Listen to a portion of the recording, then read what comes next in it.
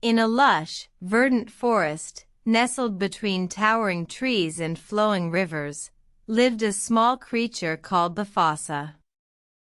The fossa was a unique, elusive predator, with a body that blended seamlessly with the shadows, its eyes shimmering like the moonbeams.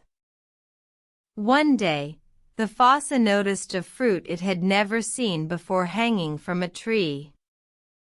Its vibrant color caught the fossa's eye, and it decided to climb the tree and taste it. As it reached for the fruit, it felt a gentle tug. A voice echoed from the wind, "You will only taste it if you are willing to share it with others." The fossa hesitated, but the tantalizing scent of the fruit was too strong to resist. It decided to share the fruit, even though it didn't know what might happen. As the fossa climbed back down the tree, it saw a group of small creatures huddled together, shivering from the cold. The fossa, remembering its own solitude in the forest, decided to share the fruit with them.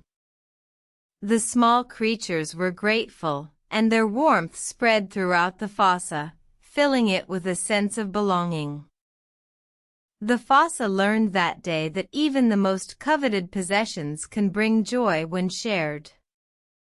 It realized that it was not meant to live in isolation, but to connect with others and share its gifts. From that day on, the fossa was known as a giver, spreading warmth and joy throughout the forest, just like the fruit it shared.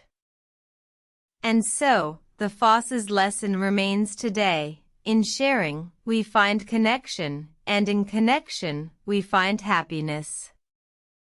The fossa, once a solitary creature, became a symbol of unity and generosity, reminding us all that we are never truly alone when we share our gifts with others.